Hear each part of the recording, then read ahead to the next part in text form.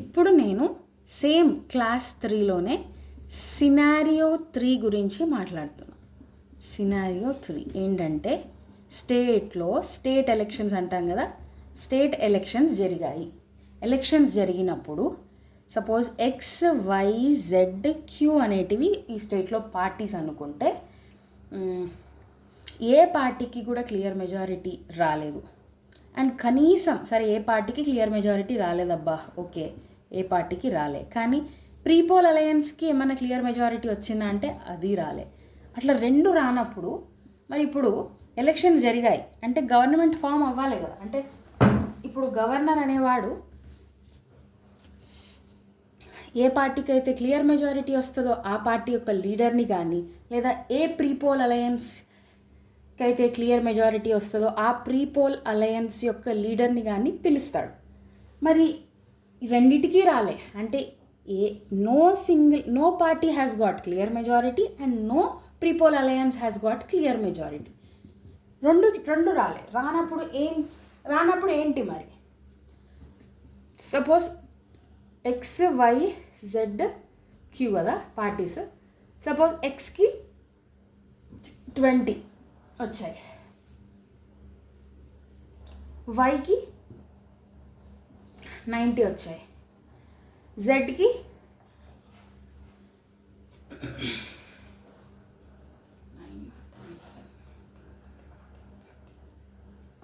30 వచ్చాయి. సో ఏ పార్టీకి clear majority రాలే. క్లియర్ మెజారిటీ అంటే ఏంటి? 150 వచ్చిందా? ఏ పార్టీకి 150 రాలే. క్యూకి సపోజ్ 20 వచ్చాయనుకో, ఏ పార్టీకి క్లియర్ మెజారిటీ రాలే. సరే X, Y, Z, X plus Y plus Z అనేది ప్రీపోల్ అలయన్స్ కదా. సో ఎంత వచ్చింది చూద్దాం. 20, ఎక్స్ ఎంత 20, వై ఎంత 90 ప్లస్ జెడ్ ఎంత 30, ఎంత మొత్తం 9, 10, 11, 12, 13, 14, 140. కనీసం ఒక ప్రీపోల్ అలయన్స్ కన్నా మెజారిటీ కలుపుకుంటే వచ్చిందా మెజారిటీ అంటే అట్లా కూడా రాలే. అట్లా కూడా రానప్పుడు ఇప్పుడు ఈయన పరిస్థితి ఏంది ఒకసారి ఆలోచించిండ్రా గవర్నర్? ఇప్పుడు ఏదైనా సింగిల్ పార్టీకి మెజారిటీ వచ్చిందా క్లియర్ మెజారిటీ అంటే సింగిల్ పార్టీకి రాలే. సరే మరి ఏదైనా ప్రీపోల్ అలయన్స్ కన్నా వచ్చిందా అని అంటే అక్కడ కూడా రాలే. మరి ఇప్పుడు గవర్నర్ ఏం చేస్తాడు? ఏ లీడర్ని పిలవాలి ఇప్పుడు అని అంటే, సో ఇక్కడ చూసుకుంటే వై పార్టీకి 90 అంటే కొంచెం లార్జెస్ట్ ఓట్స్ అనమాట, అందరిట్లో వచ్చాయి. ఇంకా ప్రీపోల్ అలయన్స్ కలుపుకుంటే 140 వచ్చింది, అవునా? ఇక్కడ లార్జెస్ట్ ఓట్స్ ఎవరికి వచ్చాయి? వై పార్టీకి 90 ఓట్స్ వచ్చాయి. X plus Y plus Z అనేది ప్రీపోల్ అలయన్స్ అనుకో. ఇది ఒక పార్టీ పేరు. నేను పార్టీ పేరు మాట్లాడకుండా చెప్పడానికి మీకు ఈ example X, Y, Z, Q అని తీసుకున్నాను, okay? So X plus Y plus Z అనేది ప్రీపోల్ అలయన్స్. వీళ్ళకి కలుపుకుంటే 140 వచ్చింది. కానీ మన క్లియర్ మెజారిటీ ఎంత రావాలి? 150 రావాలి. కానీ 140 వచ్చింది. మరి గవర్నర్ పరిస్థితి ఏంటి భయ్యా నా పరిస్థితి? నేను ఈ వై పార్టీ లీడర్ని పిలవాలా, ఈ ప్రీపోల్ అలయన్స్ యొక్క ఈ లీడర్ని పిలవాలా? ఇద్దరికి క్లియర్ మెజారిటీ రాలే. ఇప్పుడు నెత్తి కొట్టుకుంటున్నాడు గవర్నర్, ఈయనని పిలవాలా అని. ఈ ప్రీపోల్ అలయన్స్ యొక్క లీడర్ని పిలవాలా, ఈ why party single largest party దీని యొక్క లీడర్ని పిలవాలా? నెత్తి కొట్టుకుంటున్నాడు ఎవరు? గవర్నర్. మరి ఎవరిని పిలవాలి అని ఈ విషయంలో ఇప్పుడే గవర్నర్కి డిస్క్రిషన్ ఉంది అన్నమాట. కాన్స్టిట్యూషన్ అతనికి అంటే డిస్క్రిషన్. ఇది సిచ్యువేషన్. ఇట్లాంటి సిచ్యువేషన్ ఎదుర్కొన్నప్పుడు గవర్నర్ ఆయనకి డిస్క్రిషన్ ఉంది. ఏంటి? Y party which has got largest votes or X plus Y plus Z is a prepoll alliance which has got కొన్ని ఓట్లు వచ్చాయి but not clear majority. So దీన్ని పిలవాలా, దీన్ని పిలిస్తే ఇంకో 10 మంది వస్తే క్లియర్ మెజారిటీ అయిపోతుంది కదా. మీరు కన్ఫ్యూజ్ అవ్వకండి. సో ఇక్కడ చూడండి, బోర్డు మొత్తం క్లీన్గా ఉంటేనే నాకు అర్థమవుతుంది అనుకుంటే ఇంకా ఏం చేయలేం. సో ఇప్పుడు ఎక్స్, వై, జెడ్, క్యూ అనే పార్టీస్లో సో ఇంతకుముందు తీసుకున్న నెంబర్సే తీసుకుంటున్నాను. మీకు వచ్చేసి ఒక 20. సో ఏ పార్టీకి కూడా మన క్లియర్ మెజారిటీ అన్నది ఏంటి ఇక్కడ ఈ ఎగ్జాంపుల్లో 150 సీట్స్, 150 ఓట్లు. ఏ పార్టీకి కూడా 150 రాలే. కానీ సింగిల్ లార్జెస్ట్ పార్టీ ఏది? Why party. Okay, why party. సరే, మరి ప్రీపోల్ అలయన్స్ కదా, XYZ ముందే అనుకున్నారు కదా మన ఓట్లన్నీ కలిపేద్దామని చెప్పేసి.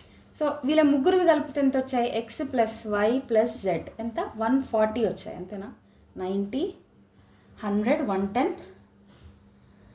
110 + 30 140 వచ్చాయి. సో ఏ ఒక్క పార్టీకి కూడా క్లియర్ మెజారిటీ రాలేదు, ఏ ఒక్క ప్రీపోల్ అలయన్స్కి కూడా క్లియర్ మెజారిటీ రాలేదు. ఈ కేసులో గవర్నర్ అనేవాడు నెత్తికొట్టుకోవాల్సిన పరిస్థితి. అంటే ఈ వై పార్టీ లీడర్ని పిలవాలా?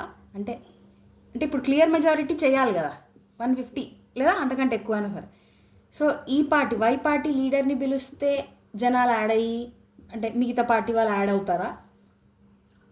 అంటే మిగతా పార్టీ వాళ్ళు యాడ్ అవుతారా? ఒక గవర్నమెంట్ ఫామ్ చేయాలనేదే మన ముఖ్య ఉద్దేశం ఇక్కడ.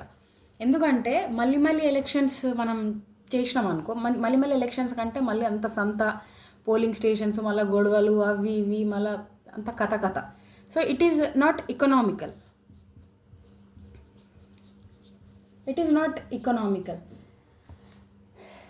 సో ఉన్న దాంతోనే ఏదో ఒకటి జుగాడు చేయాలి ఇప్పుడు. సో ఆ జుగాడే కోయలీషన్ అని విన్నారా మీరు ఎప్పుడైనా?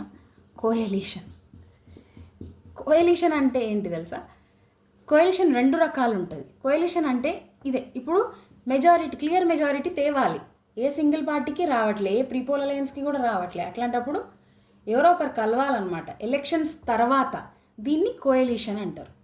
దీన్ని ఏమనొచ్చు అంటే పోస్ట్ పోల్ అలయన్స్. ఎలక్షన్స్ తర్వాత వీళ్ళు చేసుకున్న అలయన్స్ అన్నమాట.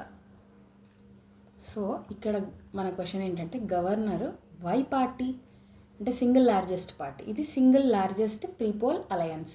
దీని లీడర్ని పిలవాలా? ఈ విషయంలో గవర్నర్కి డిస్క్రిషన్ ఉంది. నువ్వు భయ్యా నీకేం ప్రాబ్లం లేదు, నువ్వు నెత్తి కొట్టుకోవాల్సిన అవసరమే లేదు, నువ్వు నవ్వేసే. ఇంకా నేను ఇంకా క్యూట్ చేస్తావు. నీకు డిస్క్రిషన్ ఉంది. బాయ్ నా ఇష్టం, నేను వై పార్టీ లీడర్ని పిలుస్తానా, ఈ ప్రీపోల్ అలయన్స్ని పిలుస్తానా అంటే ఇక్కడ చూసుకుంటాడు, ఇదైతే ఫామ్ చేయగలుగుతుందా, ఇదైతే. సో అతనికి ఈ మ్యాటర్లో డిస్క్రిషన్ ఉంది అని చెప్తున్నా. ఇదే పాయింట్ మనది. దీన్నే మనం ఇది ఒక సిచ్యువేషన్ ఎదుర్కొన్నాడు గవర్నర్. ఫస్ట్ సాడ్ అయిండు, తర్వాత హ్యాపీ అయిండు, ఈయనకి డిస్క్రిషన్ ఉంది. దీన్నే మనం ఏమంటున్నాము అని అంటే సిచ్యువేషనల్ డిస్క్రిషన్ అంటున్నాం. ఏమంటున్నాం? సారీ అండి, నేను ఇది రేపు సెటప్ చేసుకుంటాను ఎక్కడో ఒక దగ్గర. దీన్నే మనం ఏమంటున్నాం?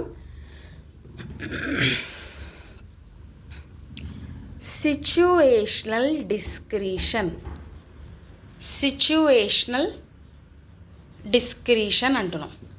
సో గవర్నర్ అలాంటి పరిస్థితి ఎదుర్కొన్నప్పుడు ఈ పార్టీ యొక్క లీడర్ని పిలవాలా, ఈ ప్రీపోల్ అలయన్స్ యొక్క లీడర్ని పిలవాలా అనే దగ్గర he has situational discretion. This is all about situational discretion. So ఇక్కడ చూడండి, ఈ ప్రీపోల్ అలయన్స్కి ఇంకో 10 మంది యాడ్ అయితే గవర్నమెంట్ ఫామ్ 10 మంది యాడ్ అవ్వడం ఈజీ కదా. దీనికి ఇంకెంత 40 కంటే ఎక్కువ మంది యాడ్ అవ్వాలి. సో అతని విజ్డమ్ ఉపయోగించి he will call such a leader. A party లేదా ఏ ప్రీపోల్ అలయన్స్ని నేను పిలిస్తే మన మిగతా పార్టీ వాళ్ళు జాయిన్ అవ్వడానికి దేంట్లో అయితే అనుకూలంగా ఉంటాయి ఆ సమయంలో. So it is up to his decision అనమాట, decision of the governor. So he can use his discretion at that time at such situation. So అతని విజ్డమ్ అనేది ఇక్కడ ఉపయోగపడుతుంది. సో గవర్నర్కి కాన్స్టిట్యూషనల్ డిస్క్రిషన్తో పాటు సిచ్యువేషనల్ డిస్క్రిషన్ కూడా ఉంది.